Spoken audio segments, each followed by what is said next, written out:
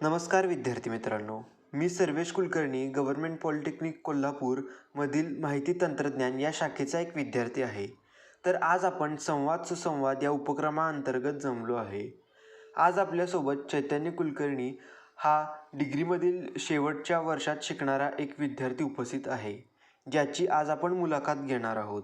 ही मुलाखत आपण डिप्लोमाच्या विद्यार्थ्यांना डिग्री कॉलेजबाबत माहिती, ते सध्या शिकत असणाऱ्या विद्यार्थ्यांकडून त्यांच्या शब्दात मिळावी आणि AI बद्दल ज्ञान प्राप्त व्हावे यासाठी घेत आहोत. तर सर्वप्रथम मी अनिकेतला विनंती करतो की त्याने चैतन्याचा परिचय द्यावा व त्याचे रीतसर स्वागत करावे. धन्यवाद सर्वेश. तर चैतन्य, मी तुझे IT डिपार्टमेंटच्या वतीने मुलाखतीसाठी स्वागत करतो. तर सर्वप्रथम मी आपल्याला चैतन्याची ओळख करून देतो. चैतन्य हा आता सध्या बिट्स पिलानी या कॉलेजमध्ये कम्प्युटर सायन्स शाखेत शिकत आहे. तो आता सध्या अंतिम वर्षामध्ये आहे. त्याने AI, मशीन लर्निंग आणि न्यूरल नेटवर्क्स या क्षेत्रांचा विशेष अभ्यास केलेला आहे. तसेच त्याने BHEL आणि अवामो यांसारख्या कंपन्यांमध्ये इंटर्नशिपही केलेली आहे. तर त्याची आज आपण इथे त्याचा अनुभव जाणून घेण्यासाठी आणि डिप्लोमाच्या विद्यार्थ्यांसाठी उपयोगी पडेल अशी माहिती मिळवण्यासाठी मुलाखत घेत आहोत. तर मी सर्वेशला मुलाखत सुरू करण्यास सांगतो. तर चैतन्य, माझा पहिला प्रश्न असा आहे की सर्वेश माईक सुरू कर. तर चैतन्य, माझा पहिला प्रश्न असा आहे की भारत हेवी इलेक्ट्रिकल्स लिमिटेड व डेल यासारख्या कंपन्यांमध्ये तू इंटर्नशिप केला आहेस. तुला येणाऱ्या तेथील अनुभवांबद्दल तू काय सांगशील? भेलमध्ये माझं जे काम होतं ते भेल बेसिकली कसं आहे की एक इलेक्ट्रिकलचं त्यांचं काम आहे. तर मी विशाखापट्टणमचं त्यांची जी ब्रांच आहे म्हणजे शाखा जी आहे भेलची, तिथं माझी इंटर्नशिप होती. तिथं मेनली त्यांचं हेवी मॅन्युफॅक्चरिंगचं काम होतं. म्हणजे क्रायोजेनिक्स जे असतात, क्रायोजेनिक्स म्हणजे थोडक्यात सांगतो की रॉकेटसाठी जे फ्युएल्स वगैरे लागतात, ऑक्सिजन आणि हायड्रोजन लिक्विड स्टेटमध्ये स्टोअर केलेला असतो तो. तर ते स्टोअर करायसाठी लागणारे कंटेनर्स आणि वगैरे ह्याचं मॅन्युफॅक्चरिंग त्यांचा प्लॅन्ट आहे. जास्त IT चं काम नव्हतं माझं. बेसिकली तिथं IoTचं काम होतं, इंटरनेट ऑफ थिंग्सचं. तर त्यांचा जो लो लेवल टेम्परेचर, सब नॉमिनल टेम्परेचरचं जे हे असतं प्लांट जो असतो, म्हणजे तिथलं टेम्परेचर साधारण -5 डिग्री ते 0 डिग्री या रेंजमध्ये वगैरे, म्हणजे कायमच 0च्या खाली त्यांचं काम करत असतं. तर तिथलं टेम्परेचर मॉनिटरिंग करायचं होतं आणि गरजेनुसार त्याच्यावर ऍडजस्ट पण करायचं होतं. म्हणजे समजा टेम्परेचर एका लेवलच्या खाली गेलं तर हिटर सुरू करणं आपल्याला गरजेचं आहे की टेम्परेचर वाढवायचं आहे. समजा एका लेवलच्या वर गेलं तर कूलर सुरू करणं गरजेचं आहे. तर हे बेसिकली काम होतं. तर त्यासाठी एक ऍप बनवायचं होतं त्या कंपनीला. म्हणजे इंटरनल प्रोजेक्ट होता आमचा. आम्हाला कोणता क्लायंट वगैरे असं काय नव्हतं, इंटरनल प्रोजेक्ट होता. त्यामुळे तो ऍप बनवून ते मॉनिटरिंगचं काम होतं. मग आम्ही बेसिकली एका मायक्रो कंट्रोलरला एक टेम्परेचर सेन्सर आणि बाकीच्या सगळ्या गोष्टी त्या कनेक्ट केलेल्या, वायफाय मॉड्यूल वगैरे सगळ्या थ्रू आणि ब्लूटूथ मॉड्यूल, आणि एक बेसिकली टेम्परेचर मॉनिटरिंग ऍप आपण 2 महिन्यात साधारण डिप्लॉय केलेलं. हे भेलचं काम होतं. आणि सध्या मी Avamo.ai हा एक US मधला कॉन्व्हर्सेशनल AIचा स्टार्टअप आहे. तर त्याचं बेसिकली प्रोडक्ट काय आहे, म्हणजे माझ्या मते सगळ्यांनी अव्हेंजर्स बघितला असेल तर अव्हेंजर्स मध्ये किंवा आयर्न मॅनचा जो जार्विस असतोय, तर तो जार्विस बेसिकली कॉन्व्हर्सेशनल AI हे प्रोडक्ट आहे. किंवा आपण डे टू डे लाईफ मध्ये आता अलेक्सा, गुगल असिस्टंट, सिरी या टाईपचे प्रोडक्ट्स आलेत. तर हे जे AI आहेत त्याला बेसिकली कॉन्व्हर्सेशनल AI म्हणतात. म्हणजे ते संभाषणातून तुमचं कोणतंही काम करतात. म्हणजे समजा आपण अलेक्साला सांगितलं की फॅन लावा, तर ती फॅन लावते. तर त्यासाठी आता आमचं ते प्रोडक्ट आहे. तर आमचं अवामो ही जी कंपनी आहे ती बऱ्याच मोठ्या मोठ्या कंपन्यांची क्लायंट म्हणून सर्व्हिस देते. मग त्यात इंटेल आहे, एरिक्सन ग्लोबल, त्यानंतर मायक्रोसॉफ्ट टीम्स आहे, त्यानंतर UC ब्राउझर सगळ्यांनी वापरून माहित असेल अलीकडे बॅन करायच्या अगोदर. तर युसी ही जी कंपनी आहे चायनीज कंपनी, तर त्याचा युसी हेल्थ म्हणून पण एक प्रोडक्ट आहे. तर युसी हेल्थला सुद्धा आपण सर्व्हिस देतोय. तर असे बऱ्याच कंपन्यांचे प्रोडक्ट्स आहेत. ते फायनान्स सेक्टर पासून, सर्व्हिस सेक्टर पासून, IT, ऍडव्हर्टायझिंग सगळ्यांमध्येच आता आर्टिफिशियल इंटेलिजन्स यायला लागले. तर मेनली ह्या कंपनीचं काम असं आहे. तर त्यामध्ये मी काय काम करतो, तर आन्सर्स म्हणून एक प्रकार असतो कॉन्व्हर्सेशनल एआय मध्ये. आन्सर्स म्हणजे काय, थोडक्यात उत्तरं देणे. म्हणजे कुठलं पण आता तुम्ही विचारलं की ओके गुगल म्हणलं आणि विचारलं आज तारीख काय आहे, तर लगेच तो गुगल असिस्टंट तुम्हाला तारीख सांगतो. तर ह्यामध्ये एक इंटेलेक्च्युअल गोष्ट आहे, म्हणजे बुद्धिमत्तेची गोष्ट आहे, की म्हणजे आपण कोणत्याही स्ट्रक्चर्ड प्रोग्रामिंग लँग्वेज मध्ये प्रश्न विचारत नाहीये. आपण आपण म्हणजे वेगवेगळ्या भाषेत विचारू शकतो. एकाच भाषेत जरी वेगवेगळ्या पद्धतीने विचारू शकतो. म्हणजे आज तारीख काय आहे, आज दिनांक काय आहे, आज कोणता दिवस आहे, ह्या सगळ्या प्रश्नांचे अर्थ एकच आहेत. मग हे त्या मशीनला समजणं गरजेचं आहे. म्हणजे पहिली गोष्ट झाली की त्याला मराठी किंवा इंग्लिश ह्या ज्या नॅचरल लँग्वेजेस आहेत, इव्हन हिंदी, आता तर भरपूर भाषांमध्ये सगळेच प्रोडक्ट्स यायला लागलेत. तर पहिली गोष्ट झाली की त्याला नॅचरल लँग्वेज समजायला पाहिजे. आणि दुसरी गोष्ट झाली की सिनॉनिमन्स किंवा अल्टरनेटिव्ह जे असतात, मी आता तुम्हाला सांगितलं की एकाच प्रश्नाचे वेगवेगळे पद्धती, तर ही गोष्ट समजून घेण्यामध्ये एक इंटेलिजंट भाग आहे. म्हणजे तो असा आपण जनरल प्रोग्रामिंग लँग्वेज मध्ये फक्त पायथन मध्ये डेट टाइम मॉड्यूल वापरलं, तर त्यातच त्या स्पेसिफिक पद्धतीनं जर आपण तारीख विचारली किंवा वेळ विचारला किंवा सिस्टीमचे मॉड्यूल्स वापरले, तरच आपल्याला तारीख किंवा वेळ मिळते. पण ह्या केसमध्ये आपण कुठलाही स्पेसिफिक कम्प्युटराइज्ड वेळ वापरत नाहीये. मग हे काम करणं कुठल्या पण प्रश्नाला, हे एक उदाहरण झालं, कोणताही रॅन्डमली प्रश्न असू शकतो गिव्हन डेटाबेसवर, की समजा तुम्ही IPL चा डेटाबेस दिलाय, तर तुम्ही असं काही पण विचारू शकता की विराट कोहलीनं या मॅच मध्ये किती स्कोर केला. तर हे समजून त्याला उत्तर द्यायचं काम हे बेसिकली आन्सर्स टीम करतं. तर त्या टीम मध्ये मी मशीन लर्निंग इंजिनियर म्हणून काम करतोय. तर बेसिकली थोडक्यात आपण हे सांगू शकतो. धन्यवाद चैतन्य, तुझा हा अनुभव तुझ्या शब्दात सांगितल्याबद्दल.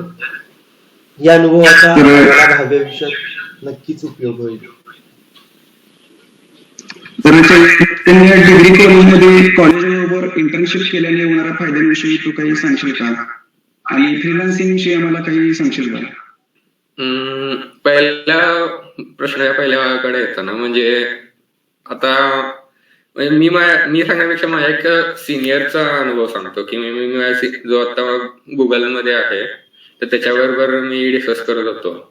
तर तो म्हणाला की कॉलेजमधले कोर्सेस महत्वाचे असतातच, पण कॉलेजमधल्या कोर्सेसमध्ये आणि इंडस्ट्रीमध्ये जे ऍप्लिकेशन्स आहेत यामध्ये बराच मोठा गॅप असतोय. की कॉलेजमध्ये तुम्ही डेटाबेस शिकता किंवा ऑपरेटिंग सिस्टीम शिकता, या सगळ्या किंवा डेटा स्ट्रक्चर अल्गोरिदम शिकता, हे गरजेचं आहेच. पण इंडस्ट्रीमध्ये कसं आहे की आतापर्यंतच्या डेव्हलपमेंट्समुळं ऑपरेटिंग सिस्टीम्स ऑलरेडी इंडस्ट्रीमध्ये यूज मध्ये आहे, डेटाबेस ऑलरेडी यूज मध्ये आहे, त्यामुळं एक त्याच्या वरती काम करायला लागतं. त्यामुळे इंडस्ट्रीयल ऍप्लिकेशन्स मध्ये आणि कॉलेज कोर्स मध्ये बऱ्यापैकी गॅप राहतो. तर हा गॅप जेवढ्या लवकर फिल होईल ना, त्यावेळी तेवढा, म्हणजे तुम्हाला जर माहित असेल की इंडस्ट्रीमध्ये काय चाललंय, तर कंपनीला तुम्ही आवडता, तुम्ही कंपनी लगेच तुम्हाला सिलेक्ट करते, असा विषय आहे. त्यामुळं इंटर्नशिपमुळे हा गॅप भरून जायला भरपूर मदत होते. म्हणजे फॉर एक्झाम्पल, मी ज्या गोष्टी आता इंटर्नशिप मध्ये वापरतोय, म्हणजे पायथन मला कोर्स वर्क मध्ये अगोदर येतच होती, पण जे मॉड्यूल्स मी वापरतोय की नॅचरल लँग्वेज प्रोसेसिंगचे स्पेसी असेल, NLTK असेल, किंवा बाकीचे जे हँडल करणारे टेक्नॉलॉजीज आहेत, म्हणजे फ्लास्क आलं, डॉकर आलं, हे कोर्स वर्क मध्ये स्पेसिफिकली क्वचित खूप संक्षिप्त रूपात शिकवलं जातं आणि तेच इंडस्ट्रीमध्ये प्रचंड मोठ्या प्रमाणात वापरलं जातं. तर हा गॅप भरून द्यायला बऱ्यापैकी मदत इंटर्नशिप थ्रू होते. त्यामुळं खूप म्हणजे इंडस्ट्रियल दृष्टिकोनातला चांगला होतो आणि अकॅडमिक कन्सेप्ट म्हणजे थोडक्यात की ऑब्जेक्ट ओरिएंटेड प्रोग्रामिंग आम्हाला सेकंड इयरला होता, पण त्याचा वापर नक्की काय आहे हे मला आता इंटर्नशिप केल्यावर कळायला लागले की आम्हाला कधी कधी ओपन सोर्स लायब्ररीज आहेत तशा घ्याव्या लागतात, पण त्या लायब्ररीजच्या थोडेफार आम्हाला मॉडिफिकेशन करावे लागतात की त्या लायब्ररीज आमच्या रिक्वायरमेंट्स मॅच होत नसतात. तर त्या लायब्ररी जर ऑब्जेक्ट ओरिएंटेडली लिहिली असेल तर त्याचा क्लास डायरेक्ट आम्ही इनहेरिट करून एखादी मेथड ओव्हरराईड करायची आणि मग आम्हाला पाहिजे तसं आम्ही त्यात मॉडिफिकेशन करतो. त्यामुळे बेसिक युटिलिटी त्या लायब्ररीची आम्हाला स्क्रॅच पासून सगळी लिहायला लागत नाही. आणि तर हे पॉलिमॉर्फिझम असेल, इनहेरिटन्स असेल, हा प्रकार जेव्हा तुम्ही खरोखर इंडस्ट्रीत वापरता त्यावेळी तुम्हाला खरी मजा यायला लागते की अरे आपण शिकलेलो काहीतरी खरोखर उपयोगाचा आहे. दुसरा प्रश्न होता तो फ्रीलान्सिंगचा. फ्रीलान्सिंग कसं आहे, जरासा म्हणजे रिसेंटली मी काही फ्रीलान्सिंगवर स्टडी करत होतो. फ्रीलान्सिंग लोकांना वाटतं की म्हणजे घरी बसून पैसे कमवा, म्हणजे मी थोडेफार ह्याच्यात फ्रीलान्सिंग कम काइंड ऑफ काम केलंय. म्हणजे चेक म्हणून एक वेबसाईट आहे, त्यावर तुम्हाला काही एक्सपर्ट म्हणून काम करता येतं. म्हणजे मी 11वी-12वीच्या विद्यार्थ्यांना त्यांचे जर प्रश्न असतील तर त्यांना उत्तर द्यायचे आणि तुम्हाला उत्तर किती तुम्ही चांगली आणि किती दिली त्याच्यावर तुम्हाला इन्सेंटिव्ह मिळायचे. आम्ही ते फर्स्ट इयर मध्ये वगैरे करावे. तर फ्रीलान्सिंगला पण कसं होतं, क्लायंट हुडकणं, त्याला पटवून देणं आणि फक्त आपण पैसे मिळण्यापेक्षा क्लायंटला पण सॅटिस्फाय व्हायला पाहिजे, म्हणजे आपण ज्यासाठी काम करतोय तो. त्यासाठी मग नॉर्मल याच्यापेक्षा जास्त कष्ट आहेत आणि एक अनुभव म्हणून करायला हरकत नाही. तर खूपच छान माहिती तू आम्हाला इंटर्नशिप आणि फ्रीलान्सिंग बद्दल दिलीस. आम्ही नक्कीच ते ध्यानात घेऊ. तर सर्वेश, पुढचा प्रश्न विचारू शकतोस का आता? एआय या क्षेत्राकडे वळण्यापूर्वी एआय साठी 11वी-12वी किंवा डिप्लोमाच्या विद्यार्थ्यांना लागणारे गरजेचे ज्ञान कोणते, याबद्दल काय सांगा? 11वी-12वी आणि डिप्लोमामध्ये थोडासा कोर्स वर्क मध्ये मला फरक जाणवतो. म्हणजे 11वी-12वीला मॅथ्सवर बऱ्यापैकी हे असतं, फोकस असतो की म्हणजे तुम्ही एक टिपिकल सब्जेक्ट तुम्ही डिप्लोमाच्या भाषेत गेला तर 4 सेमेस्टर शिकावं लागलाय सलग. म्हणजे 2 वर्ष तुम्ही मॅथ्सच करत असता. 11वी-12वीला एक सब्जेक्ट असतो. नंतर 12वीचं फिजिक्स जे आहे त्याच्यावर पण मॅथमॅटिक्स बऱ्यापैकी लागतं. तुम्हाला इंटिग्रेशन, डेरिव्हेटिव्ह वगैरे बऱ्यापैकी लागतं. केमिस्ट्री तसा कॉम्प्युटर सायन्सची तेवढा मी अजून तरी मला काही वाटलं नाही की तेवढा निगडीत आहे. तुम्ही एकदमच कम्प्युटेशनल केमिस्ट्रीला वगैरे गेला तर तो फरक पडतो. पण हा फरक डिप्लोमाच्या ह्याच्यात जाणवतो की मॅथ्सचं तेवढं डिप्लोमामध्ये मॅथमॅटिक्स तेवढं नाहीये. आणि आर्टिफिशियल इंटेलिजन्स जो आहे हा हेवी मॅथमॅटिकल सब्जेक्ट आहे. म्हणजे 2 सब्जेक्टवर तुम्हाला खूप कमांड लागते. एक पहिली आहे की तो स्टॅटिस्टिक्स, तर संख्याशास्त्र जे आहे तर ते फक्त मीन, मोड, मीडियम पर्यंत जे आपण 10वी पर्यंत शिकतो तिथपर्यंत लिमिटेड राहत नाही. त्याच्यानंतर त्या पुढं जाऊन प्रॉबिलिटी डिस्ट्रीब्युशन्स, गॉसियन फंक्शन्स आणि जॉईंट प्रॉबिलिटी डिस्ट्रीब्युशन सगळीकडेच ते यावं लागतं. आणि दुसरं म्हणजे एक महत्वाचं आहे की लिनियर अल्जेब्रा, की मॅट्रायसेस आणि त्याच्यावरचे हे ऍक्च्युली डिप्लोमा आणि 11वी-12वीला कुठंच होत नाहीत. पण ह्यासाठी जे बेसिक कॅल्क्युलस जो लागतो की 12वीचा विद्यार्थी वर्षभर इंटिग्रेशन सॉल्व्ह करायला, त्यामुळे त्याचं कॅल्क्युलस खूप स्ट्रॉंग होतं. त्या मानानं डिप्लोमाचं मॅथमॅटिक्स थोडंसं माझ्या मते तेवढं मदत नाही करू शकत. त्यामुळं 11वी-12वीच्या विद्यार्थ्यांना त्यांनी मॅथ्सवर जास्त फोकस करावा, की मॅथमॅटिक्स खूप जर चांगला असेल अर्ली स्टेजमध्ये आणि कन्सेप्ट पक्क्या झाल्या असतील तर लॉंग रन मध्ये त्यांना किती पण हाय डायमेन्शनल मॅट्रिक्स असला तर त्याचं डेरिव्हेटिव्ह इंटिग्रेशन लगेच होऊन जातं. म्हणजे ऐकून माहित असेल की ग्रॅडियंट डिसेंट हा एक मशीन लर्निंग अल्गोरिदम आहे. तर ग्रॅडियंट म्हणजेच डेरिव्हेटिव्ह असतं, म्हणजे ते डेरिव्हेटिव्ह काढून काढून ते आपण ऑप्टिमायझेशन करतो. तर हा एक पार्ट आहे. डिप्लोमाच्या विद्यार्थ्यांनी मॅथमॅटिक्स आता कोर्स वर्क मध्ये असल्यामुळे स्पेशल स्वतः लक्ष देऊन घेतलेलं बरं, असं मला वाटतं. की मॅथमॅटिक्सच बेस आहे मशीन लर्निंगचा खूप मोठा.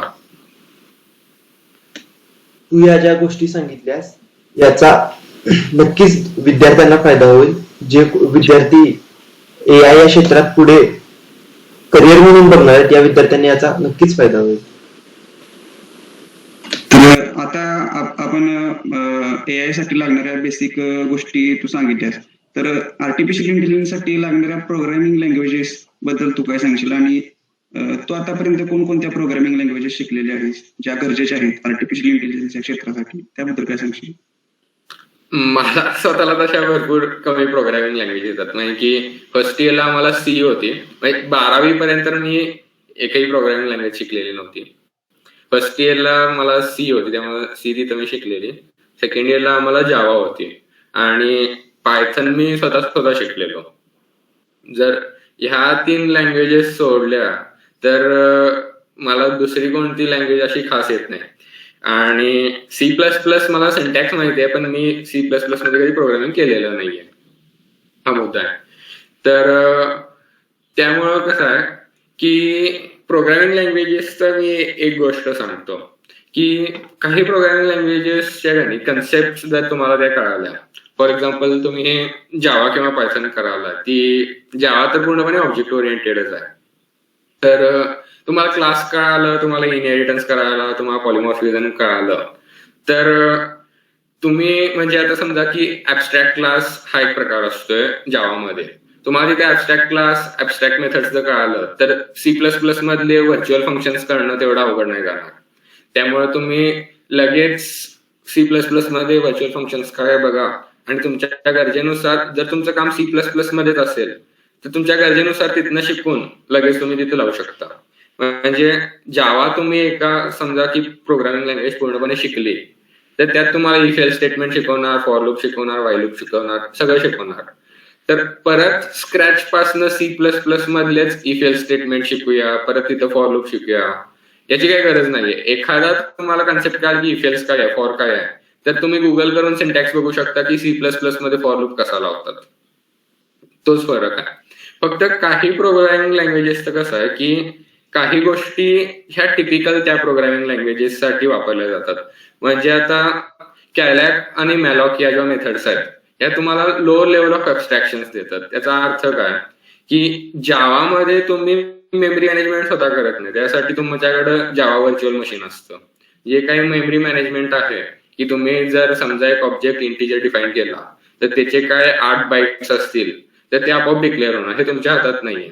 पण कॅलॉक आणि मॅलॉक मध्ये तुम्ही एक स्ट्रक्चर करून एखाद्या स्ट्रक्चरला, एखाद्या पॉइंटरला किती मेमरी अलॉक करायची ही ऑथॉरिटी तुम्हाला सी प्लस प्लस मध्ये देतं. तर हे तुम्ही प्रोग्रामिंग म्हणजे कॉम्प्युटर सायन्सच्या भाषेत एका लो लेवल ऑफ ॲब्स्ट्रॅक्शनला जाता, जावा हायर लेवल ऑफ ॲब्स्ट्रॅक्शनला. तर ज्या ठिकाणी तुम्हाला अशा लो लेवल ऑफ ॲब्स्ट्रॅक्शनचं काम करायचं आहे तर त्या ठिकाणी तुम्हाला सी प्लस प्लसच वापरायला लागणार, तुम्ही जावात काम करू शकत नाही. त्याच्याच उलट जर तुम्ही ह्याच्यावरती अजून तुम्ही जायचं बघितलं तर पायथन मध्ये म्हणजे कसं आहे की काही गोष्टी ज्या आहेत अतिशय सिंटॅक्स मध्ये इनबिल्ट आहेत. म्हणजे फॉरचं इन हा कीवर्ड आहे की म्हणजे एखादी गोष्ट एखाद्या लिस्टमध्ये प्रेझेंट आहे की नाही तर तुम्ही इन शोधू शकता, किंवा बरेचसे इनबिल्ट फंक्शन आहे. पण पायथन ही सी प्लस प्लस पेक्षा स्लो लँग्वेज आहे, कारण की पायथन स्वतः सी मध्ये लिहिली गेली आहे. कारण की पायथनचं समजा तुम्ही एखादा कीवर्ड वापराला तर ती पहिल्यांदा सी मध्ये जाते आणि मग त्याचा असेंब्ली आणि मग ती एक्झिक्युशन होणार. त्यामुळे पायथन स्लो आहे. पण अशी जर एखादी गोष्ट आहे की for example machine learning, artificial intelligence मध्ये प्रचंड मॅथमॅटिकल फंक्शन्स आपल्याला लिहायला लागतात, तर ते फंक्शन्स आपण सी प्लस प्लस मध्ये नक्कीच लिहू शकतो. पण आता तुम्हाला तेवढ्या एफिशियन्सीची जर गरज नसेल तर ते फंक्शन मी तात्पुरते पायथन मध्ये लिहितो आता माझ्या रिक्वायरमेंटनुसार. कारण की एखादं फंक्शन जर मी 4 ओळीत लिहू शकत असेल पायथन मध्ये आणि त्यासाठी एक 100 ओळींचा कोड जर सी प्लस प्लस मध्ये लागत असेल आणि इफिशियन्सी मध्ये मी जर कॉम्प्रोमाइज करू शकत असेल तर मी पायथन मध्ये लिहिन. त्यामुळे प्रोग्रामिंग लँग्वेज असं आहे की तुमच्या गरजेनुसार तुम्ही शिकणं गरजेचं आहे. आणि बेसिक काही कन्सेप्ट आहेत, म्हणजे मी तुम्हाला सांगितलं की ऑब्जेक्ट ओरिएंटेडनेस आहे किंवा if else statement, for loop, या तुम्ही त्या पद्धतीनं शिका. आणि मग एखादी 2-3 प्रोग्रामिंग लँग्वेज झाली, उद्या मला समजा की सांगितलं की रुबी मध्ये काम कर, तरी पण मी रुबीमध्ये काम करू शकतो, कारण की मला कन्सेप्ट माहिती आहेत बेसिकली मशीन लर्निंगच्या काय आहेत, माझा मॅथ्स चांगला आहे, मला ऑलरेडी प्रोग्रामिंगचा सिंटॅक्स माहिती आहे. मी फार तर फार मला उद्या फॉर लूप रुबीमध्ये लावायला लागला तर मी सर्च करणार की रुबीमध्ये फॉर लूप कसा लावायचा, तिथल्या तिथं मी रुबीमध्ये फॉर लूप टाकणार, मला रुबी येत जरी नसली तरी. त्यामुळं हा फरक आहे. एक दोन लँग्वेज ज्या तुम्हाला आवडतात, म्हणजे मी आता सांगितलं की C++ एक लो लेवल ऑफ ॲब्स्ट्रॅक्शनची झाली, जावा एक चांगली ऑब्जेक्ट ओरिएंटेड प्रोग्रामिंग लँग्वेज झाली, आणि एक पायथन स्क्रिप्टिंग लँग्वेज म्हणून चांगली आहे. तर ह्या 3 लँग्वेज जर तुम्हाला येत असल्या तर बाकी काही करायची गरज नाहीये. पण बेसिक गरजेचं आहे की तुम्हाला फंडामेंटल कन्सेप्ट असणं गरजेचं आहे. त्यामुळं n number of programming language तुम्ही ऑन फ्लाय शिकत शकता. म्हणजे आता माझं उदाहरण सांगतो की मी ज्यावेळी इंटर्नशिप सुरू केली त्यावेळी मला जावास्क्रिप्ट अजिबातच येत नव्हती, आणि मला डायरेक्ट त्यांनी काम सांगितलं की तुझा असा आहे आणि तुला जावास्क्रिप्ट मध्ये काम करायचं आहे. बरं म्हटलं, आणि साधारण तो कोड मी समजून घेतला, आणि जावास्क्रिप्ट मधले एक स्पेशल काही कन्सेप्ट आहेत, असिंक किंवा वेट वगैरे हे कीवर्ड्स आहेत. तर ते नक्की काय कन्सेप्ट होती मला त्यावेळी माहितच नव्हतं, आणि तात्पुरते मी गुगल केलं, लगेच गिक्सवर बघितलं की त्याचा अर्थ काय आहे, तिथल्या तिथं वापरले. जावास्क्रिप्ट मध्ये सुरू करताना मला परत पहिल्यापासून फॉर लूप आणि इफ एल्स स्टेटमेंट साठी सुरू करायला लागलं नाही. त्यामुळे जावास्क्रिप्ट मधलं काम सुद्धा मला खूप सोपं झालं. आर्टिफिशियल इंटेलिजन्स मध्ये प्रोग्रामिंग लँग्वेजेस कोणत्या वापरतात तर सगळ्या वापरतात. जावा पण वापरतात, C++ पण वापरतात, डेटा सायन्स वाला जर जास्त असेल तर R वापरतात, रुबी वापरतात, आणि काही प्रोग्रामिंग लँग्वेजेस ज्या आहेत की त्या मेन स्ट्रीम मध्ये तेवढ्या माहित पण नसते. म्हणजे प्रोलॉग म्हणून एक प्रोग्रामिंग लँग्वेज आहे, तर ती एक प्रोग्रामिंग लँग्वेज म्हणजे भारी आहे खूप. म्हणजे त्यात फंक्शन्स न सगळं डिफाईन करावं लागतं रिकर्सिव्हली. म्हणजे त्यात ऍरेज नाही आहेत, त्यात ऍडिशन करता येत नाही, तर तुम्हाला ऍडिशन पहिल्यांदा डिफाईन करावी लागते, ऍरेज तुम्हाला डिफाईन करावे लागतात कशा असतात ते रिकर्सिव्हली. पण ती का वापरायची तर सॅट सॉल्व्हर्स म्हणून एक प्रकार असतो, सॅटिस्फायबिलिटी लॉजिकचे जे असतं, तर तिथं ती लागते प्रोग्रामिंग लँग्वेज. त्यामुळं प्रत्येक वेगवेगळ्या कारणांसाठी वेगवेगळी प्रोग्रामिंग लँग्वेज लागते. म्हणून आता प्रोलॉग वापरतात म्हणून मी सांगू का की प्रोलॉग तुम्ही आतापासूनच शिका, तर त्याची काही गरज नाही. तुम्हाला ज्यावेळी तुम्हाला फक्त कन्सेप्ट माहित पाहिजे की रिकर्शन काय असते, कारण की ती लँग्वेज मध्ये फक्त रिकर्शनच वापरतात. तुम्हाला माहिती आहे रिकर्शन काय आहे तर तात्पुरता तुम्ही सिंटॅक्स शिका, आणि मग ते काय काम असेल ते प्रोलॉग मध्ये पूर्ण करा. तर प्रोग्रामिंग लँग्वेजेस बद्दल तू खूपच छान माहिती आणि महत्वाची माहिती सांगितलीस की अनेक अशा भरमसाठ लँग्वेजेस शिकण्यापेक्षा आपल्याला ज्या कन्सेप्ट इम्प्लिमेंट करायचे आहेत त्यानुसार आपण प्रोग्रामिंग लँग्वेजेस शिकल्या पाहिजेत. तर आता सर्वेश पुढचा प्रश्न विचारू शकतोस तू. AI या क्षेत्राचा अभ्यास तू कधीपासून सुरू केलास व तू तो कशा प्रकारे केलास याबद्दल काय सांगशील? म्हणजे मला फर्स्ट इयर पर्यंत कम्प्युटर सायन्स काही माहित नव्हतं. फर्स्ट इयरला मला फक्त आम्हाला कोर्सला होती आणि ती होती. मग सेकंड इयरला आमच्याकडे असं झालेलं की सगळेजण मशीन लर्निंग करायला लागले. मग काय निदान बघून तरी मशीन लर्निंग काय आहे. त्यामुळं म्हणून मी अँड्र्यू एनजीचा एक कोर्स आहे कोर्सेरावर की स्टॅनफोर्ड युनिव्हर्सिटीचा, तर तो एक ट्युटोरियल म्हणून चांगला आहे तसा, तर तिथनं मी बघायला सुरुवात केली. तर तिथं मला कळालं की अरे ह्यात प्रोग्रामिंग कमी आहे आणि मॅथमॅटिक्सच जास्त आहे, आणि मला मॅथमॅटिक्स खूप आवडतं. तर म्हणल्यावर मग मला म्हणलं की भारी आहे म्हटलं. मग आणि सेकंड सेमिस्टरला आम्हाला लिनियर अल्जेब्रा पण होता, आणि सेकंड सेमिस्टरलाच आम्हाला प्रोबॅबिलिटी अँड स्टॅटिस्टिक्स म्हणून एक कोर्स आहे, त्यात स्टॅटिस्टिक्स पण होतं. आणि ते मी बघायला लागलो तर तेच वापरायला लागलेत की म्हणजे गॉसियन फंक्शन्स आहेत किंवा मॅट्रायसेस आहेत, आणि त्याचं स्पॅम काढायचा वगैरे अशा बऱ्याच गोष्टी आहेत. तर त्यातनं मग वाटायला लागलं की हे चांगलं, पण तोपर्यंत मी काय ठरवलेलं नव्हतं की त्यात काम करायचं आहे. सेकंड इयरला मग मला ऍक्च्युली इंटरेस्ट होता फिजिक्समध्ये, तर सेकंड इयरला मी एक प्रोजेक्ट घेतलेला आयुकाला, आणि तो न्यूरल नेटवर्कशी रिलेटेड आणि फिजिक्स मधला होता. तर त्यामध्ये आणि मग बरंच शिकायला मिळालं की न्यूरल नेटवर्क्स कसे असतात. मग तिथं मी LSTMs किंवा रिकरंट न्यूरल नेटवर्क्स किंवा CNN वगैरे ह्या गोष्टी शिकलो. थर्ड इयरला आम्हाला मशीन लर्निंग आणि न्यूरल नेटवर्कचे दोन्ही कोर्सेस होते. तर ते कोर्सेस करत करत मग आम्ही अजून पण ठरलेलं नाही की मला त्यातच कंटिन्यू करायचं आहे की नाही.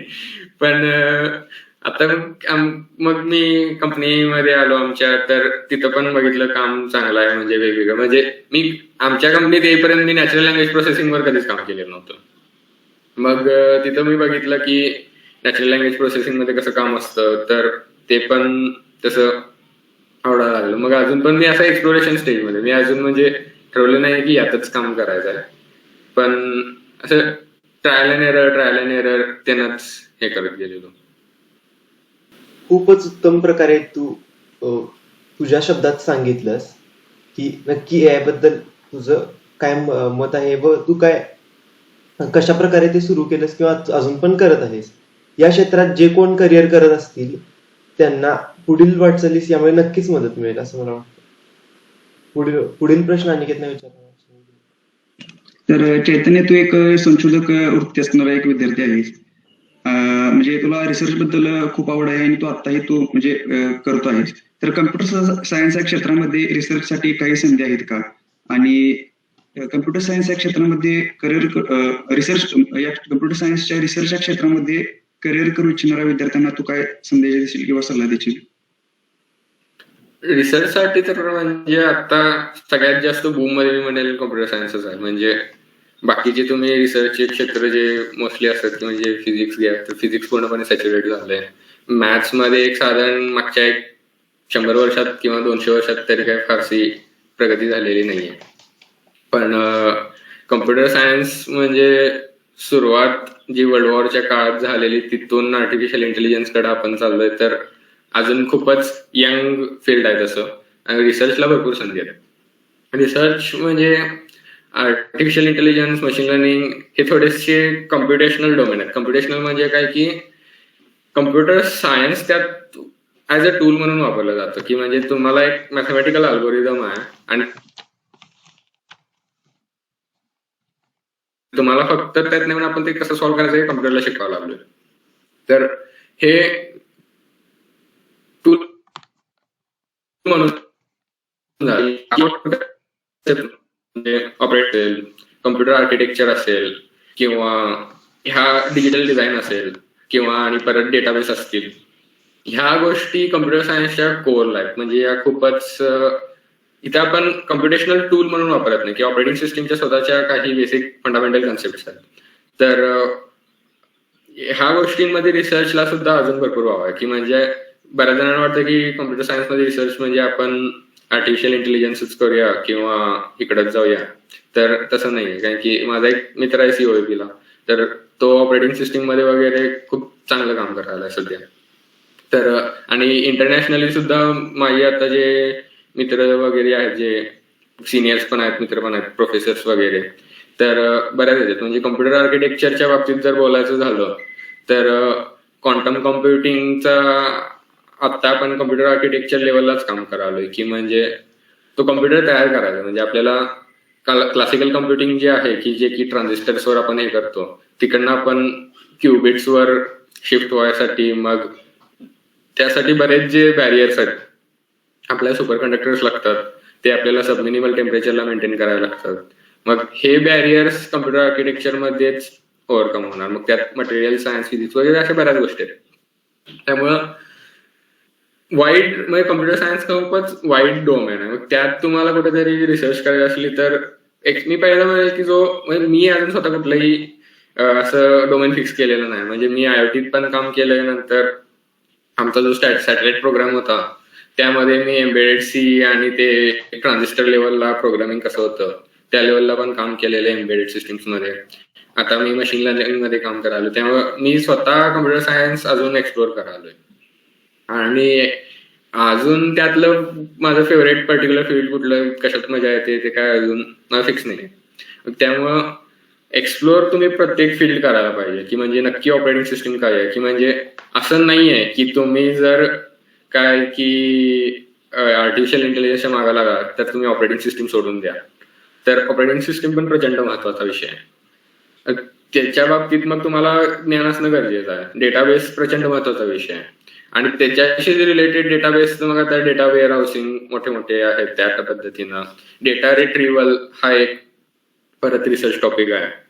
नंतर कम्प्युटर आर्किटेक्चरच पुढे जाऊन high performance computing, parallel computing, quantum computing, cloud computing हे कम्प्युटिंगचे जे डोमेन्स आहेत की ज्यात तुम्हाला एक बेसिक अंडरस्टँडिंग ऑफ इलेक्ट्रॉनिक्स पाहिजे आणि तुम्ही मॅथमॅटिक्स आणि इलेक्ट्रॉनिक्सच्या बॉर्डरवर काम करायला तर ते पण खूपच महत्वाचं आहे. माझी ऍक्च्युली त्यामध्ये नक्कीच एक्सपर्टीज नाही. मी कम्प्युटेशनल स्लाइडला जास्त आहे कारण की इलेक्ट्रॉनिक्स पेक्षा मला मॅथमॅटिक्स चांगला आहे. तर अशा बरेच फील्ड्स आहेत. त्यामुळं बरंच तुम्ही पहिला मी म्हणेल की एक्सप्लोअर करा प्रत्येक फील्ड की नक्की. आणि एक्सप्लोअर करा म्हणजे डायरेक्ट तुम्ही वरच्या लेवलला उडी मारा असं मी म्हणणार नाही की म्हणजे काय बाबा आज मी क्लाउड कम्प्युटिंग मध्ये काम करणार आहे तर डायरेक्ट क्लाउड कम्प्युटिंगच सुरू करतो. बेसिकली तुम्हाला खालून पासून माहित पाहिजे की तुमचा x86 कसा काम करतोय, x85 कसा काम करतोय. तुमचं बेसिक कम्प्युटिंग स्ट्रॉंग पाहिजे की असेंब्ली लँग्वेज मध्ये कसं आहे आणि तिथं तुमचे रेजिस्टर्स असतील काय असतील ते त्याच्याबद्दल माहिती पाहिजे. तिथं जर तुम्हाला काय आलं की अरे हे सिंगल कोअरला आपण कम्प्युटिंग कसं करतो, मग आता आपण सगळ्यांकडे जनरली मल्टी कोअर प्रोसेसर्स असतात. मग मल्टी कोअरला आपण कसं काम करतो, मग मल्टी कोअर मध्ये आणि पॅरलल मध्ये काय फरक आहे. म्हणजे पॅरलल कम्प्युटिंग म्हणजे एकदम तुम्ही छोट्या लेवलला जर गेला की जावामध्ये थ्रेडिंग हा प्रकार असतो. म्हणजे थ्रेड्स असतात, तुम्ही ऍट अ टाइम वेगवेगळे थ्रेड्स तुम्ही रन करू शकता आणि मग थ्रेड्स मध्ये आणि ऍक्च्युअल त्या खाली म्हणजे थ्रेड तुम्ही जेव्हा नवीन तयार करता तर पहिल्या थ्रेडचं तुमचं मशीन मध्ये काय होतं की तो पूर्ण स्टॅक ते पूर्ण काढून टाकतं की तसंच मेंटेन करतं. मग त्या मेमरीचं काय होतं ती परत रिट्रीव्ह कशी होते हे तुम्हाला बेसिक पहिल्यांदा माहित पाहिजे. ह्यात जर मग तुम्हाला येत असेल की बाबा की इलेक्ट्रॉनिक्स मध्ये मला मजा येते की म्हणजे स्टॅक कसे मेंटेन होतात, मग ते पुश झाल्यावर कसे स्टॅक हे होतात किंवा साधं एक रिकर्सिव्ह फंक्शन असलं की ते स्टॅक मांडत जातं तर ते कसं काम करतं. तर मग तुम्ही नक्कीच पुढे जाऊ शकता की आपण आता कम्प्युटर आर्किटेक्चर समजलं, मग आता आपण पॅरलल कम्प्युटिंग बघूया, अजून पुढं क्वांटम कम्प्युटिंग बघूया. हे कम्प्युटिंगचं पार्ट झालं. इकडं तुम्हाला जर मॅथमॅटिक्स मध्ये इंटरेस्ट असेल की मला लिनियर अल्जेब्रा आवडतं, मॅट्रिक्स आवडतं, मग तुम्ही मशीन लर्निंग अल्गोरिदम्स बघा, ऑप्टिमायझेशन अल्गोरिदम्स बघा. मग हे अल्गोरिदमिक काम आहे थोडं. प्युअर कम्प्युटर सायन्स पण आहे म्हणजे डेटा स्ट्रक्चर अल्गोरिदम्स जे आहेत किंवा जे आपण साधं शिकतो की मर्ज सॉर्ट किंवा क्विक सॉर्ट हे म्हणजे पूर्णपणे एकदमच प्युअर मी म्हणेन की म्हणजे पूर्णपणे मॅथमॅटिकल आहे आणि एक डिस्क्रीट मॅथमॅटिक्स जे लागतं म्हणजे त्यात ग्राफ थिअरी आली, अशा बऱ्याच गोष्टी आहेत की म्हणजे रिकर्शनचा जन्म कसा झाला हे जर तुम्ही जाणून घेतलं तर खूप इंटरेस्टिंग आहे ते. मग ह्या गोष्टींमध्ये जर तुम्हाला रस असेल की सॉर्टिंग अल्गोरिदम अजून इफिशियंट करायचे आहेत का किंवा अजून सुद्धा न सुटलेले बरेच प्रॉब्लेम्स आहेत म्हणजे गोलबॅक कंजक्चर वगैरे की असे कंजक्चर्स भरपूर आहेत मॅथमॅटिक्स मधले की जे नंबर थिअरीचे आहेत. तर हे प्युअर मॅथमॅटिकल कम्प्युटिंग झालं. त्याच्यानंतर मग सायबर सिक्युरिटी आहे, नंबर थिअरी, असं म्हणजे वाईड नॉलेज आणि प्रत्येकाचे एक स्पेसिफिक सेट्स आहेत की म्हणजे सायबर सिक्युरिटी जायचं असेल तर तुम्हाला नंबर थिअरी आवडायला पाहिजे. मग नंबर थिअरी म्हणजे नक्की काय माहिती म्हणजे तुम्ही तिथं बेसिकली लसावी आणि मसावीमध्ये जर कच्चा असाल तर मी नाही म्हणणार की तुम्ही नंबर थिअरीला जावा की कारण की त्या गोष्टी पहिल्यांदा चांगल्या पाहिजे की एलसीएम HCF युक्लिडचा जो HCFचा अल्गोरिदम आहे तो नंबर थिअरीचा खूप बेसिक अल्गोरिदम आहे. असे भरपूर डोमेन्स आहेत. प्रत्येक डोमेन एक्सप्लोअर करा, तुम्हाला ज्याच्यात मजा येते त्यात काम करा. रिसर्च कसं होतं ऑन फ्लाय आपोआप होतं की म्हणजे तुम्ही काम करत चाललाय, आवडलं तर करूया, नाही आवडलं तर तुम्ही मग डोमेन शिफ्ट करता. तर खूपच छान माहिती तू आम्हाला कम्प्युटर सायन्स या क्षेत्रातील रिसर्च बद्दल सांगितलीस. म्हणजेच विद्यार्थ्यांनी आधी सर्व क्षेत्र एक्सप्लोर केले पाहिजेत आणि त्यामध्ये त्यांना कशा प्रकारे एक्सपिरियन्स येतो त्यावर त्यांनी एक क्षेत्र फायनल करून रिसर्च केली पाहिजे. तर हे खूपच छान माहिती तू आम्हाला सांगितलीस. तर सर्वेश आता पुढचा प्रश्न विचारू शकतोस. AI बरोबर तू कोणत्या वेगळ्या कॉम्प्युटर क्षेत्रात काम केले आहेस का, व डाटा सायन्स व सायबर सिक्युरिटी यासारख्या क्षेत्रांमध्ये आपण काम करावे का, याबद्दल तू काय सांगशील? नक्कीच. आता म्हणजे मी आता बरेच क्षेत्र सांगितली की म्हणजे आर्टिफिशियल इंटेलिजन्स सोडून एक व्हराईड रेंज ऑफ डोमेन्स आहेत कम्प्युटर सायन्समध्ये. डेटा सायन्सकडे बघताना डेटा सायन्स म्हणजे एक वेगळ्याच प्रकारची खिचडी आहे की म्हणजे त्यात तुम्हाला मशीन लर्निंग पण थोडं लागणार, तुम्हाला कम्प्युटर सायन्स पण लागणार, म्हणजे डेटाबेस लागणार. म्हणजे डेटा सायन्स वाल्यांना SQL येत नाही असं चालत नाही. म्हणजे SQL तुम्हाला चांगलं यायलाच पाहिजे की डेटा रिट्रिव्हल वगैरे ह्या ज्या प्रकार आहेत. त्यामुळे डेटा सायन्स एक मोठी गोष्ट आहे खूपच, आणि त्यात डेटा अनालिटिक्स हा पण एक छोटा पार्ट आहे.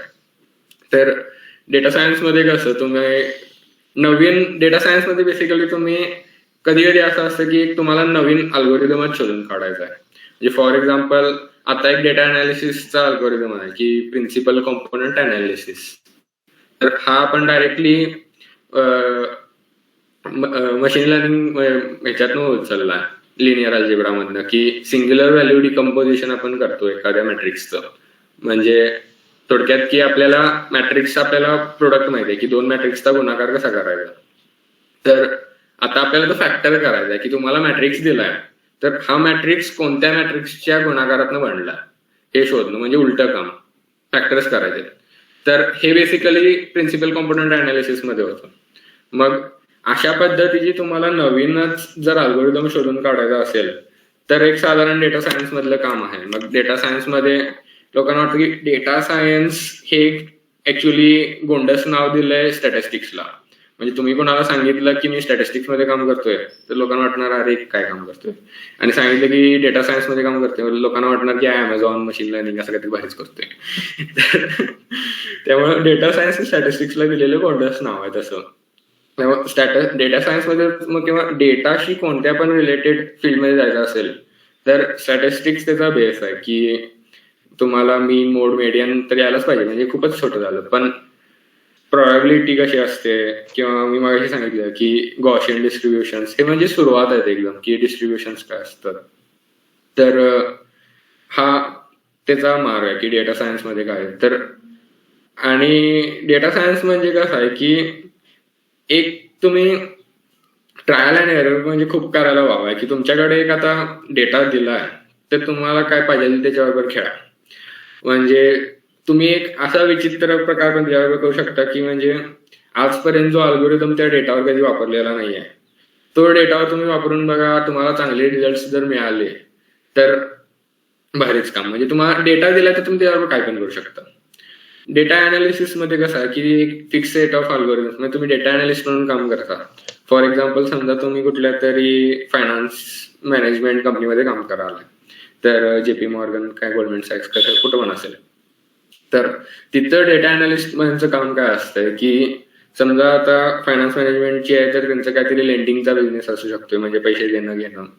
तर किती जणांना पैसे दिले, किती टक्के ते पैसे परत आले, मग ह्याच म्हणजे आपण मागच्या 1 वर्षात कसा परफॉर्म करालोय की कोणत्या उत्पन्नाच्या रेंज मधल्या लोकांचे पैसे परत यायला लागलेत, कोणत्या उत्पन्नाच्या रेंज मधल्यांचे पैसे येत नाहीयेत, ह्याचा अभ्यास करून तुम्ही मग तुमच्या ऑथॉरिटींना सांगणार की आपण अशी स्ट्रॅटेजी करूया की आपण ह्या लोकांना पैसे द्यायचे नाहीत आणि आतापासून ह्या लोकांना सुरू करूया आपण. म्हणजे वेगवेगळे असू शकतात टाइप्स की स्टुडंट्स लोनचा आपण अभ्यास केला की स्टुडंट लोनचे व्याजदर कमी पाहिजेत जास्त पाहिजेत, हे आपण त्या फील्डमध्ये कुठल्या पण पद्धतीचं डेटा अनालिस्ट तुम्ही काम करू शकता. हे फायनान्सचं सांगितलं, असंच हेल्थ केअर मध्ये पण तुम्ही करू शकता किंवा बरेच कुठल्या पण डोमेन मध्ये.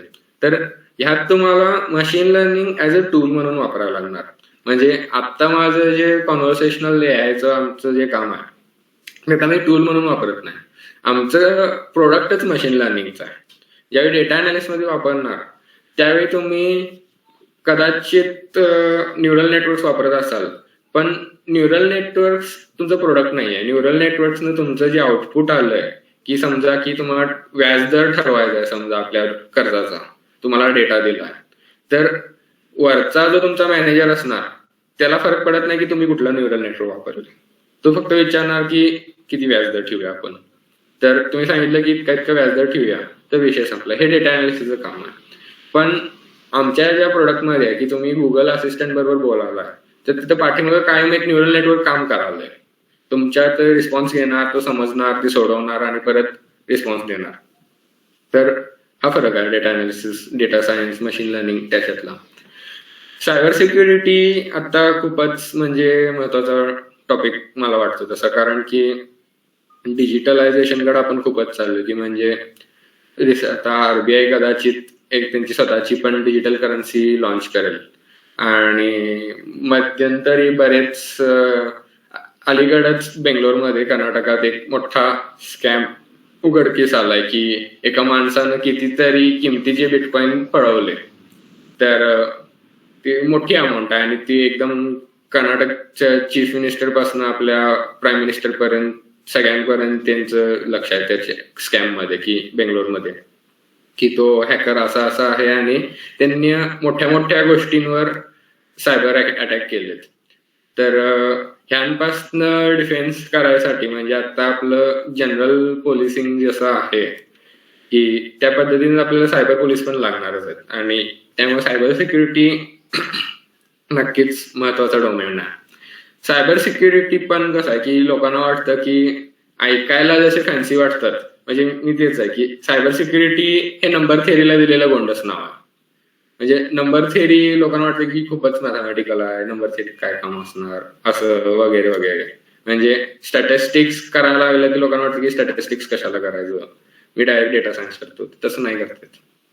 सो तुम्ही नंबर थेअरी केल्याशिवाय म्हणजे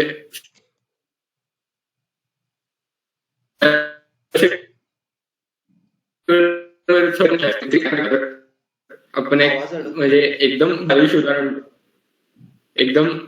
उदाहरण देतो मी, की आता समजा एक पासवर्ड असतो, तर ते हॅकर कसा शोधतात. म्हणजे आपण लहानपणी एक खेळ खेळायचो, की मनात एक संख्या धरा, तर तुमचा एक पासवर्ड झाला. तर त्याच्यावर तुम्ही काहीतरी प्रोसेस करणार, तू म्हणणार काहीतरी त्याचे दुप्पट कर, त्यातनं 5 वजा कर, मग आता किती तो आकडा आला, तर तो आकडा 10 आहे, तर तो 15 होता आणि मग तू 7.5 मनात धरलेलास, असं म्हणजे तू उलट गेस करू शकतोस. तर हे म्हणजे एकदम बालिश उदाहरण दिलं. तर हेच एकदम मोठ्या कॉम्प्लेक्स स्केलला हॅकर्स करत असतात आणि त्याचे प्रचंड अल्गोरिदम्स असतात आणि त्यात प्रचंड असे प्राईम नंबर्स आणि ते हे सगळं ते लागतं. म्हणजे त्यातलंच एक महत्व म्हणजे कापरेकर म्हणून एक भारतीय गणितज्ञ होऊन गेले, तर त्यांचा कापरेकर कॉन्स्टंट 6174 म्हणून एक आहे. तर ती त्या कॉन्स्टंटचे पण प्रॉपर्टीज अशा एक काही म्हणजे, किंवा रामानुजनचा 1729 हा नंबर, तर त्या नंबरची एक ठराविक प्रॉपर्टी असते. म्हणजे 1729 असा नंबर आहे की 2 वेगवेगळ्या क्यूब्सची बेरीज म्हणून तो हे करता येतो. म्हणजे 10चा क्यूब आणि 9चा क्यूब 729, तर तो 1729 होतो. किंवा 11चा क्यूब आणि 1चा क्यूब, तर तो परत 1729 होतो. सॉरी 11चा नाही, 12चा क्यूब. तर ह्या त्या प्रॉपर्टीज असतात. तर त्या प्रॉपर्टीज यूज करून तुम्हाला एक की बनवावी लागते. तर की तुमची किती स्ट्रॉंग आहे यासाठी सुद्धा तुम्हाला नंबर थेअरी यायला पाहिजे. आणि ती की गेस करायची आहे, तर हॅकरला सुद्धा नंबर थेअरी यायला पाहिजे. त्यामुळे नंबर थेअरी खूप गरजेची आहे सायबर सिक्युरिटीकडे जाताना. हायली मॅथमॅटिकल डोमेन आहे, त्यामुळं त्यात बऱ्यापैकी एक्सप्लोर करून त्यात काम करायला मजा यायला पाहिजे. असं म्हणजे की आपण असं हे करून बघूया. तर सायबर सिक्युरिटी बद्दल हे सांगते. खूपच छान सांगितलंस तू. आपण प्रत्येक क्षेत्रात त्याच्या आपला बेस पक्का पाहिजे, आपला बेस चांगला पाहिजे, हे तू खूप छान शब्दात सांगितलंस. आणि आजच्या आधुनिक युगामध्ये आपण नवीन नवीन गोष्टी शिकणं व नवीन तंत्रज्ञानाकडे आपण वळणं ही एक गरज पडली आहे. तर अनिकेत, पुढचा प्रश्न. तर तू आता अनेक ऑनलाईन कोर्सेस केले असशील, तर त्याबद्दल आम्हाला तू काय सांगशील? म्हणजे ते कोणत्या ठिकाणांवरून करावेत आणि ऑनलाईन सर्टिफिकेशन बद्दल आम्हाला काय सांगशील? म्हणजे काय झालं त्याबद्दल मार्गदर्शन करतील, कारण अनेक असे म्हणजे सोर्सेस आहेत जिथून आपण असे कोर्सेस करू शकतो आणि शिकू शकतो. तर चांगला सोर्स कोणता, हे कसं ओळखावं आणि कोणत्या ठिकाणावरून करावं आपण ते? पहिला मी सर्टिफिकेट कडे येतो. सर्टिफिकेटचा विषय कसा आहे की पूर्वी एक हे असायचं की म्हणजे तुम्ही सर्टिफिकेट दाखवलं तर नाही बाबा तुम्हाला ही गोष्ट येते, असा एक लोकांचा विश्वास बसायचा. पण आता जर तू बघितलंस तर कोरोना काळात कोर्सेस असे एकदम फ्री वाटलेले आणि एक सर्टिफिकेटचे असं एक उदाहरण आहे म्हणजे 40 सर्टिफिकेट होते. मग त्याने दिसेल तो कोर्स सगळाच केलेला आणि त्याने सगळे सर्टिफिकेट लावलेले. तर एवढे सर्टिफिकेट आता करणाऱ्याला कदाचित वाटेल की 40 आहे म्हणजे एकदम चांगली गोष्ट आहे. पण दुसऱ्या हँडला कसं होतं की कंपनीजना माहित असतं की म्हणजे सगळ्यांकडे सर्टिफिकेट जर असतील तर त्या सर्टिफिकेटची किंमत खूप कमी होते. त्यामुळं बऱ्याच ठिकाणी आता मग बरेच आता कोर्सेस आहेत म्हणजे एडेक्स आहे, कोर्सेरा आहे, युडेमी आहे आणि यांचं कसं आहे की म्हणजे इथं त्या मुलानं खरोखर स्वतः कोर्स कम्प्लीट केलाय की नाही केलाय हे टेस्ट करायला म्हणजे कुणालाच हे नाही. म्हणजे मी समजा एका कोर्सेराच्या कोर्सवर एनरोल केलं तर त्याचे सोल्युशन्स मला गिटअपवर रेडीमेड मिळू शकतात आणि मी तिथनं गिटअप मधनं उचलले आणि डायरेक्ट पेस्ट केले तर मी साधारण किती एक 15 मिनिटात एक कोर्स कम्प्लीट करू शकतो. तर ते काय म्हणजे सर्टिफिकेटची किंमत आता म्हणजे माझ्या दृष्टिकोनातनं ह्या ओपन प्लॅटफॉर्मची तर खूपच कमी झाली. तर फॉर एक्झाम्पल तुमची ओरॅकलचं एक जावाचं हे असतं आणि त्याला तुम्हाला हाय अमाऊंट पे करायला लागते म्हणजे एका सर्टिफिकेटची काहीतरी 10,000 किंमत आहे. तर आणि त्यासाठी खूप कमी जण देतात ती एक परीक्षा आणि ती परीक्षा पण खूप अवघड असते. तर ओरॅकल सर्टिफाईड जावा प्रोग्रामर जर असेल तर मी म्हणजे नक्कीच किंमत आहे. किंवा मायक्रोसॉफ्टचे अजूर सर्टिफिकेशन असतात की त्यांच्या किमती पण खूप जास्त आहेत आणि परीक्षा पण डिफिकल्ट असते. तर ह्या टेक्नॉलॉजीच्या बाबतीत झाल्या. जर अकॅडमिक्स मध्ये असेल तर स्टॅनफोर्ड युनिव्हर्सिटीच्या किंवा MITच्या सुद्धा ऑनलाईन सर्टिफिकेट्स तुम्हाला मिळतात पण ती किंमत डॉलरमध्ये $2,000 वगैरे अशी प्रचंड जास्त असते. मग ती आपल्याकडे गेली किंमत तर खूपच जास्त होते तर लाखात जाईल ती कदाचित किंमत. तर नक्कीच त्यांना किंमत आहे पण कसं आहे की पैसे पण खूप जास्त जातात आणि फक्त सर्टिफिकेट म्हणजे तुम्ही कशासाठी कोर्स शिकालाय हे तुम्ही काय कराला हे महत्वाचं आहे. तर मी ज्यावेळी अँड्र्यू एनजीचा कोर्स केलेला मशीन लर्निंगचा तर त्यावेळी मला फक्त बघायचं होतं की मशीन लर्निंगची सुरुवात कुठून येते.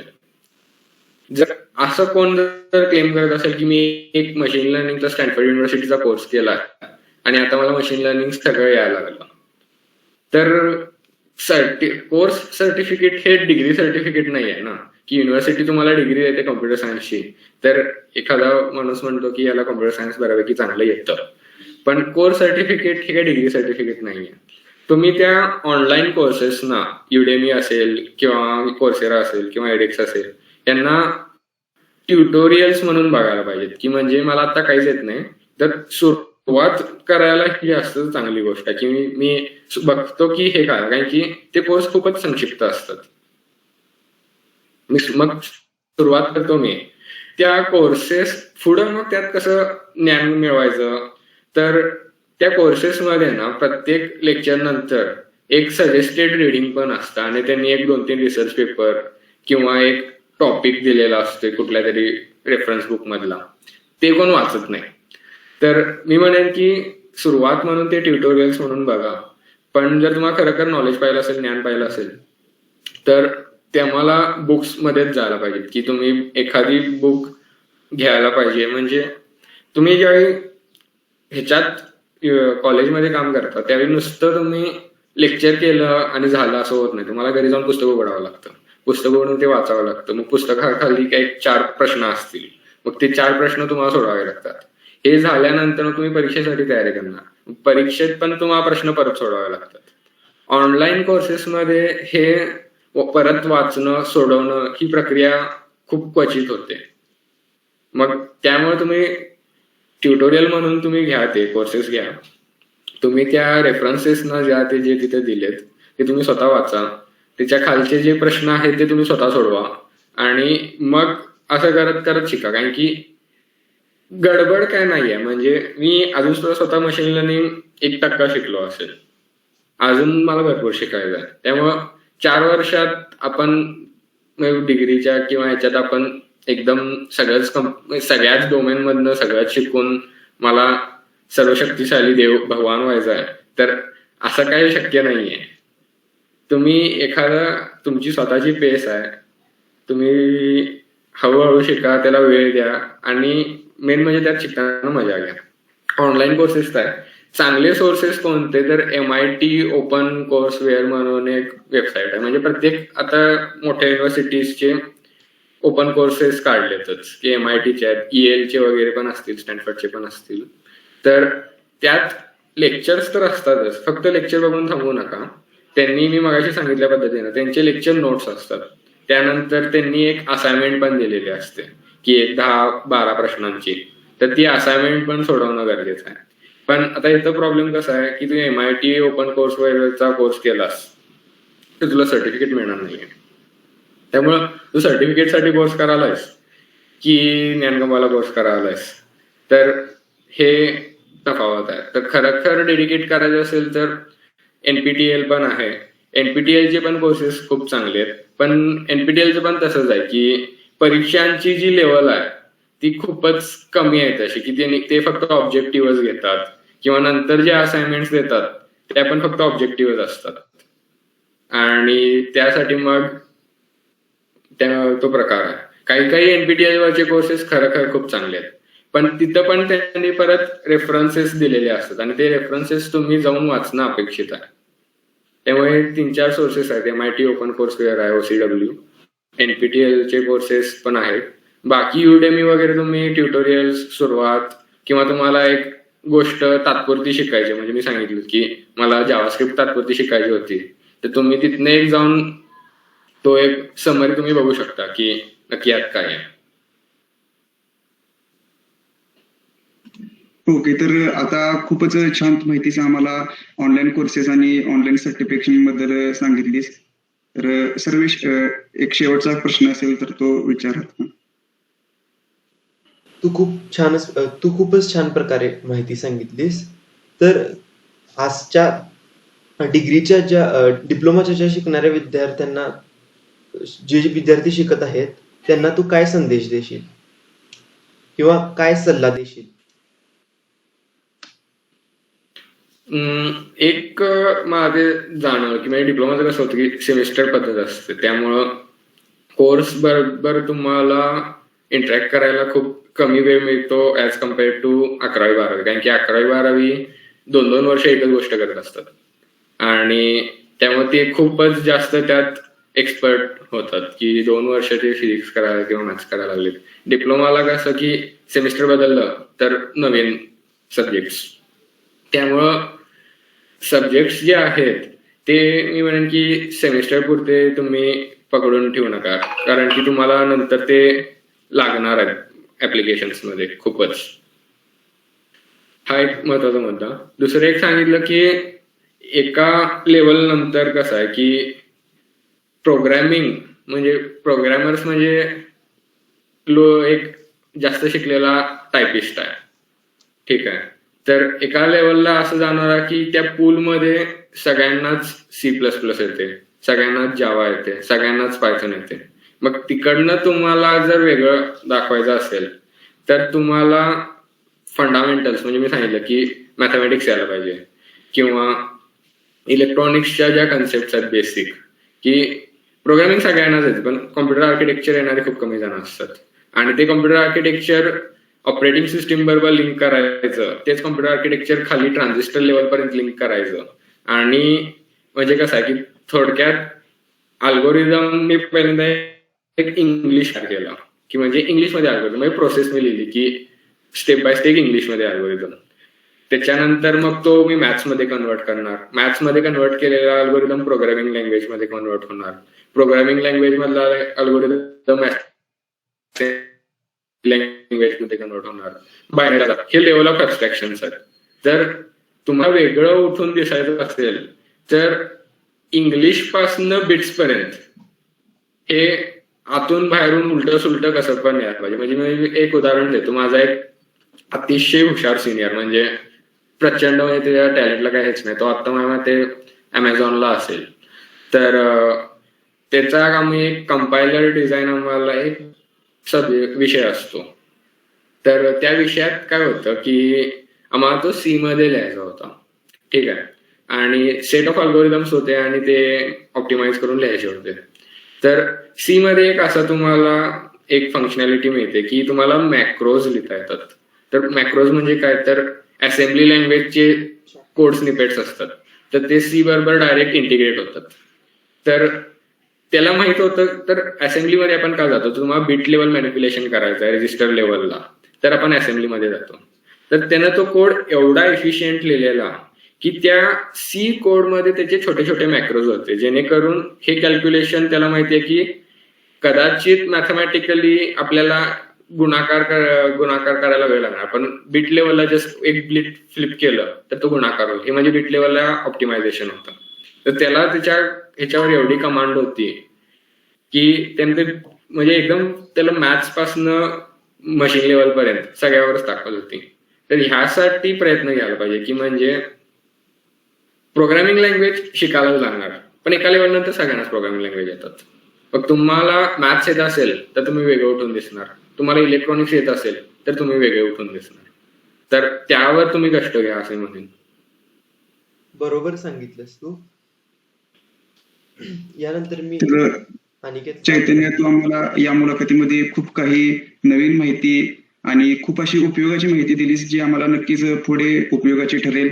आणि तू तुझा खूप असा बहुमूल्य वेळ आम्हाला दिलास, त्याबद्दल तुझे खूप आभार. आणि तुला तुझ्या पुढील वाटचालीसाठी खूप साऱ्या शुभेच्छा.